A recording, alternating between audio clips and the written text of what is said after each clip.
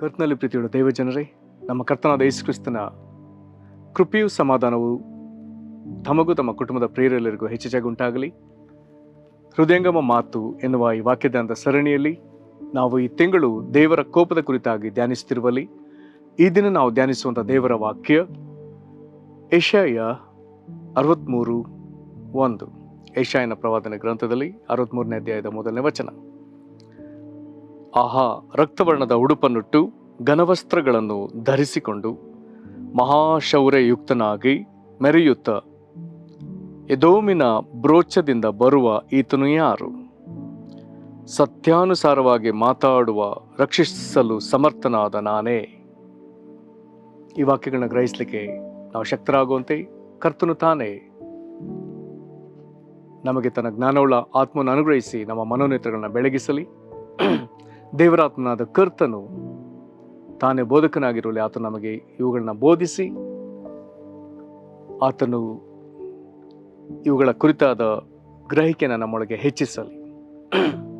ಪ್ರೇರೆ, ನಾವು ಓದಿದಂಥ ಈ ಒಂದು ವಾಕ್ಯ ಇದು ಬಹಳ ವಿಶೇಷವಾದ ವಾಕ್ಯ. ಈ ದಿನ ಮತ್ತು ಇದರ ನಂತರದ ಅಂದರೆ ಮರುದಿನದ ವಾಕ್ಯದಲ್ಲಿ ಇದರ ಮುಂದಿನ ಭಾಗಗಳನ್ನ ನಾವು ಧ್ಯಾನಿಸಲಿಕ್ಕಿದ್ದೇವೆ. ಆರಂಭದ 2 ವಚನಗಳು ಪ್ರಶ್ನೆ ಸಹಿತವಾಗಿ ಇರುವಂಥ ವಚನಗಳು. ಮೊದಲನೇ ವಚನದಲ್ಲಿಯೂ ಪ್ರಶ್ನೆ ಇದೆ ಮತ್ತು 2ನೇ ವಚನದಲ್ಲಿಯೂ ಪ್ರಶ್ನೆ ಇದೆ. ಹಾಗೆಯೇ ಮೊದಲನೇ ವಚನದ ಪ್ರಶ್ನೆಗೆ ಮೊದಲನೇ ವಚನದಲ್ಲೇ ಉತ್ತರ ನೀಡಲಾಗಿದೆ. 2ನೇ ವಚನದ ಪ್ರಶ್ನೆಗೆ ನಂತರ ಸುದೀರ್ಘವಾಗಿ 3ನೇ ವಚನದಿಂದ 6ನೇ ವಚನದವರೆಗೂ ಉತ್ತರವಿದೆ. ಇಲ್ಲಿ ನಾವು ಇದನ್ನು ಓದುವಾಗ ನಮಗೆ ಯೋಚಿಸ್ಲಿಕ್ಕಿರುವಂಥ ಒಂದು ಒಳ್ಳೆಯ ಸಂಗತಿ, ಇಲ್ಲಿ ಪ್ರಶ್ನೆ ಕೇಳ್ತಿರೋರು ಯಾರು? ಒಂದು ವೇಳೆ ಯೆಶಾಯನು ಈ ಕಾರ್ಯಗಳನ್ನು ತನ್ನ ದರ್ಶನದಲ್ಲಿ ಕಂಡು ದೇವರಿಗೆ ಪ್ರಶ್ನೆ ಕೇಳ್ತಿದ್ದಾನೋ, ಅಥವಾ ಇಲ್ಲಿ ಪ್ರಶ್ನೆ ಕೇಳ್ತಿರೋರು ಯಾರು? ಆದರೆ ಉತ್ತರಿಸೋರ ಭಾಗದಲ್ಲಿ ದೇವರೇ ಉತ್ತರಿಸ್ತಿದ್ದಾನೆ. ಕಾರಣ ನಾನೇ ಎನ್ನುವಂಥ ಮಾತಿದೆ. ಆದುದರಿಂದ ಈ ಪ್ರಶ್ನೆಗಳಿಗೆ ದೇವರೇ ಉತ್ತರಿಸ್ತಿದ್ದಾನೆ ಎನ್ನುವಂಥದ್ದು ಬಹಳ ಸ್ಪಷ್ಟವಾದ ಒಂದು ಉತ್ತರ ಮತ್ತು ವಿಷಯ. ಇಲ್ಲಿ ಈ ಮೊದಲನೇ ವಚನದಲ್ಲಿ ಪ್ರಶ್ನೆ ಕೇಳಿದ ಭಾಗವನ್ನು ನಾವು ತಿರುಗಿ ಓದಿಕೊಳ್ಳೋಣ. ಅಲ್ಲಿ ಬರ್ತದೆ ಆಹಾ. ಈ ಕನ್ನಡದ ಬೈಬಲ್ನಲ್ಲಿ ಆಹಾ ಎಂಬುದಾಗಿ ಬರುವಂಥ ಪ್ರತಿ ವಚನದಲ್ಲಿ ಏನೋ ಒಂದು ವಿಶೇಷತೆಯನ್ನು ನಾವು ಕಾಣ್ಬೋದು. ಅನೇಕ ಸರ್ತಿ ಆದಿಕಾಂಡ ಮೊದಲುಗೊಂಡು ಬಹಳ ಕ್ಲೈಮ್ಯಾಕ್ಸ್ ಇರುವಂಥ ವಚನಗಳಲ್ಲಿ ಈ ಆಹಾ ಎನ್ನುವಂಥ ಒಂದು ಭಾವನೆಯನ್ನು ಅಥವಾ ಭಾವವನ್ನು ವ್ಯಕ್ತಪಡಿಸಲಾಗಿದೆ. ಸರಿ, ಇಲ್ಲಿ ಆಹಾ, ರಕ್ತವರ್ಣದ ಉಡುಪನ್ನುಟ್ಟು ಘನ ವಸ್ತ್ರಗಳನ್ನು ಧರಿಸಿಕೊಂಡು, ವಸ್ತ್ರಗಳನ್ನು ಎಂಬುದಾಗಿ ಬರ್ತದೆ, ಮಹಾಶೌರ್ಯಯುಕ್ತನಾಗಿ ಮೆರೆಯುತ್ತ ಎದೋಮಿನ ಬ್ರೋಚದಿಂದ ಬರುವ ಈತನು ಯಾರು? ಇಲ್ಲಿ ಒಬ್ಬಾತನ ಕುರಿತಾಗಿ ಪ್ರಶ್ನೆ ಕೇಳಲಾಗ್ತಾ ಇದೆ. ಅವನ ನೋಟದಲ್ಲಿ ನೋಡುಗರ ನೋಟಕ್ಕೆ ಹೀಗೆ ಕಾಣ್ತಿದ್ದಾನೆ. ಅವನ ವಸ್ತ್ರ ಅದು ರಕ್ತವರ್ಣದ ವಸ್ತ್ರ, ಹಾಗಾಗಿ ರಕ್ತವರ್ಣದ ಉಡುಪು ಎಂಬುದಾಗಿ ಬರ್ತದೆ. ನಂತರದಲ್ಲಿ ಘನ ವಸ್ತ್ರಗಳನ್ನ ಧರಿಸಿಕೊಂಡು, ಈ ಉಡುಪನ್ನುಟ್ಟಿದ್ದಲ್ಲದೆ ಆತನ ಮೇಲಿರುವಂಥ ವಸ್ತ್ರಗಳನ್ನ ಘನವಸ್ತ್ರ ಎಂಬುದಾಗಿ ಬರೆಯಲಾಗಿದೆ. ಅವುಗಳನ್ನ ಧರಿಸಿಕೊಂಡು ನಂತರದಲ್ಲಿ ಇನ್ನೊಂದು ಮಾತು ಬರ್ತದೆ, ಮಹಾಶೌರ್ಯಯುಕ್ತನಾಗಿ ಮೆರೆಯುತ್ತಾ. ಒಂದು ವೇಳೆ ಏನೇ ನಾವು ಪ್ರಯಾಸ ಪಟ್ಟರು ಇದಕ್ಕೆ ನೇರ ಉತ್ತರ ನಮಗೆ ಅನೇಕ ಕಡೆ ಸಿಗ್ತದೆ. ಆದರೂ ನೇರ ಉತ್ತರ ಪ್ರಕಟಣೆ 19ನೇ ಅಧ್ಯಾಯಕ್ಕೆ ನಾವು ಬರುವಾಗ ಅಲ್ಲಿ 11ನೇ ವಚನದಿಂದ ನಮಗೆ ಇದಕ್ಕೆ ಉತ್ತರ ಸಿಗ್ತದೆ. ಇದರಲ್ಲಿ 11 ಪ್ರಕಟಣೆ 19ನೇ ಅಧ್ಯಾಯ 11, 12, 13, 14 ವಚನಗಳನ್ನು ನಾವು ಗಮನಿಸೋಣ. ಇಲ್ಲಿ ಬರ್ತದೆ, ಪರಲೋಕ ತೆರೆದಿರುವುದನ್ನು ನಾನು ಕಂಡೆನು. ಆಗ ಇಗೋ, ಬಿಳಿ ಕುದುರೆಯು ನನಗೆ ಕಾಣಿಸಿತು. ಏಕವಚನದಲ್ಲಿ ಬಿಳಿ ಕುದುರೆ. ಅದರ ಮೇಲೆ ಕೂತಿದ್ದವನಿಗೆ ನಂಬಿಗಸ್ತನು ಸತ್ಯವಂತನು ಎಂದ ಹೆಸರು. ಆತನು ನೀತಿಯಿಂದ ನ್ಯಾಯ ವಿಚಾರಿಸ್ತಾನೆ, ನೀತಿಯಿಂದ ಯುದ್ಧ ಮಾಡುತ್ತಾನೆ. 12ನೇ ವಚನ, ಆತನ ಕಣ್ಣುಗಳು ಬೆಂಕಿಯ ಉರಿಯಂತಿವೆ. ಆತನ ತಲೆಯ ಮೇಲೆ ಅನೇಕ ಮಕುಟಗಳುಂಟು. ಆತನ ತಲೆ ಮೇಲೆ ಅನೇಕ ಕಿರೀಟಗಳು. ಅನೇಕ ಅಧಿಕಾರಗಳು, ಅನೇಕ ಮಹಿಮೆಗಳು, ಮಕುಟಗಳುಂಟು. ಆತನಿಗೆ ಒಂದು ಹೆಸರು ಬರೆದು ಕೊಟ್ಟಿದೆ, ಅದು ಆತನಿಗೆ ಹೊರತು ಮತ್ತಾರಿಗೂ ತಿಳಿಯದು. ಆತನು ರಕ್ತ ಪ್ರೋಕ್ಷಿತವಾದ ವಸ್ತ್ರವನ್ನು ಧರಿಸಿಕೊಂಡಿದ್ದನು. ಇಲ್ಲಿ ಬರ್ತದೆ ಕೆಂಪು ವರ್ಣದ ಉಡುಪು. ಇಲ್ಲಿ ಬರ್ತದೆ ರಕ್ತ ಪ್ರೋಕ್ಷಿತವಾದ ವಸ್ತ್ರ. ಮತ್ತು 13ನೇ ವಚನ, ಆತನು ರಕ್ತ ಪ್ರೋಕ್ಷಿತವಾದ ವಸ್ತ್ರವನ್ನು ಧರಿಸಿಕೊಂಡಿದ್ದನು. ಮತ್ತೆ ಬರ್ತದೆ ಆತನಿಗೆ ದೇವರ ವಾಕ್ಯವೊಂದು ಹೆಸರು. ಇದರ ನಂತರ ಮತ್ತೆ ಅನೇಕ ಕುದುರೆಗಳು, ಅನೇಕ ಜನರಿದ್ದಾರೆ. ಇದರೊಂದಿಗೆ 16ನೇ ವಚನಕ್ಕೆ ಬಂದರೆ, ಆತನ ತೊಡೆಯ ಮೇಲಿನ ವಸ್ತ್ರದಲ್ಲಿ ರಾಜಾದಿರಾಜನು ಕರ್ತನು ಎಂಬ ಹೆಸರು ಬರ್ತದೆ. ಹಾಗಾದರೆ ಇಲ್ಲಿ ಒಬ್ಬನಿದ್ದಾನೆ. ಇದು ಬೇರೆ ಯಾರೂ ಅಲ್ಲ, ಯೇಸು ಕ್ರಿಸ್ತನು ಪರಲೋಕದಿಂದ ರಭಸವಾಗಿ ಬರ್ತಿರುವಂಥ ದೃಶ್ಯ, ತನ್ನ ನೀತಿಯನ್ನು ಸ್ಥಾಪಿಸುವುದಕ್ಕಾಗಿ ಬರುತ್ತಿರುವಂಥ ದೃಶ್ಯ. ಇದರ ಕಾಲ ಯಾವುದೆಂಬುದಾಗಿ ಕೇಳಿದರೆ, 7 ವರ್ಷಗಳ ಕ್ರಿಸ್ತ ವಿರೋಧಿಯ ಆಳ್ವಿಕೆಯ ಅಂತ್ಯ ಮತ್ತು ಕ್ರಿಸ್ತನ 1000 ವರ್ಷ ಆಳ್ವಿಕೆಯ ಆರಂಭ. ಹಾಗಾದರೆ ಇದೆರಡರ ನಡುವೆ ಒಂದು ಯುದ್ಧವಿದೆ. ಅದನ್ನು ನಾವಿಲ್ಲಿ 19ನೇ ಅಧ್ಯಾಯದಲ್ಲಿ, ಪ್ರಕಟಣೆ 19ನೇ ಅಧ್ಯಾಯದಲ್ಲಿ ಓದ್ತೇವೆ. ಆ ಯುದ್ಧಕ್ಕೆ ದೇವರನ್ನು ಮತ್ತು ಇಸ್ರೇಲರನ್ನು ವಿರೋಧಿಸುವ ಸಮಸ್ತ ದೇಶೀಯರು ದೊಡ್ಡ ಸೈನ್ಯವಾಗಿ ಸೇರಿ ಬಂದಿದ್ದಾರೆ ಮೆಗಿದೋ ಎನ್ನುವಂಥ ಸ್ಥಳದಲ್ಲಿ.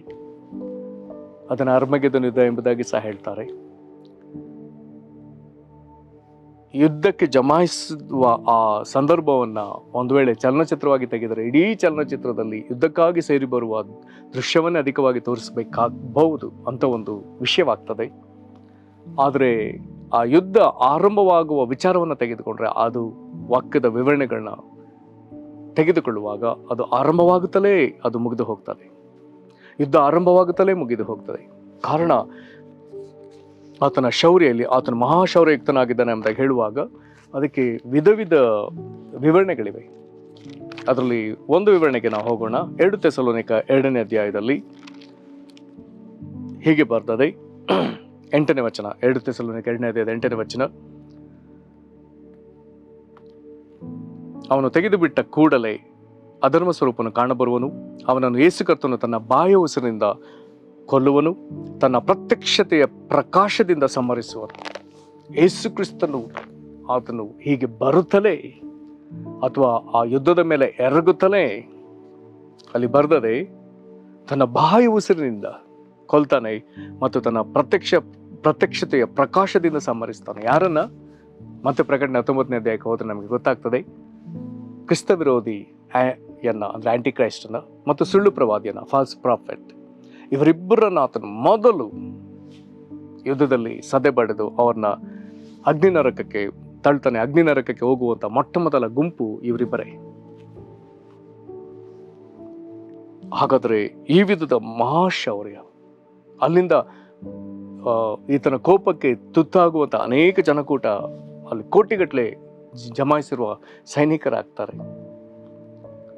ಹಾಗಾಗಿ ಪ್ರಶ್ನೆಯೊಂದಿಗೆ ಈ ದೃಶ್ಯವನ್ನ ಒಂದು ವೇಳೆ ಯೆಶಾಯನು ಕಂಡು ಪ್ರಶ್ನೆ ಕೇಳ್ತಿದ್ದಾನೋ, ಅಥವಾ ಈ ಪ್ರಶ್ನೆ ಕೇಳಿದವರು ಯಾರು ಅನ್ನುವಂಥ ಪ್ರಶ್ನೆಯೊಂದಿಗೆ ನಾವು ನಿಂತರೆ ಅಲ್ಲಿ ಪ್ರಶ್ನೆ ಇದೆ.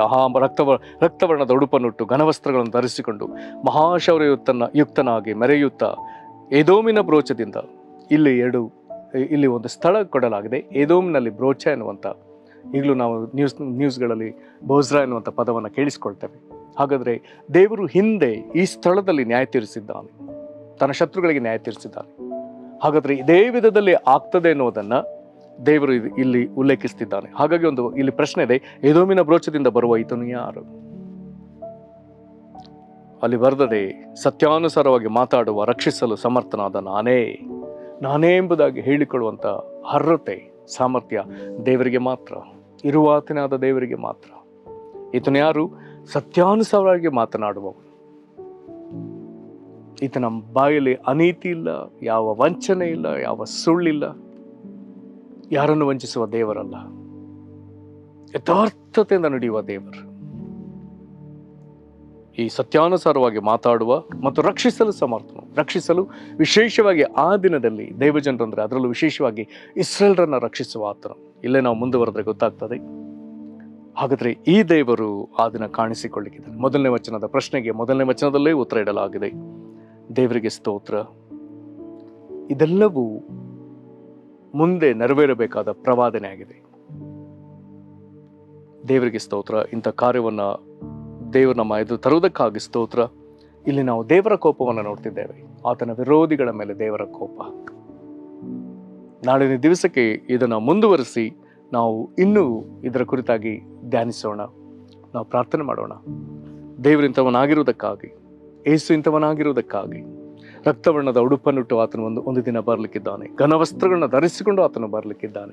ರಕ್ತಪ್ರೋಕ್ಷಿತನಾಗಿ ಆತನ ವಸ್ತ್ರಗಳನ್ನು ರಕ್ತಪ್ರೋಕ್ಷಿತನಾಗಿ ಬರಲಿಕ್ಕಿದ್ದಾನೆ. ಆತನ ತೊಡೆ ಮೇಲಿನ ವಸ್ತ್ರದ ಮೇಲೆ ರಾಜಾದಿರಾಜನು ಕರ್ತನ ಎನ್ನುವಂಥ ಬಿರುದಿನೊಂದಿಗೆ ಆತನು ಬರಲಿಕ್ಕಿದ್ದಾನೆ. ಆತನ ಹೆಸರು ದೇವರ ವಾಕ್ಯ.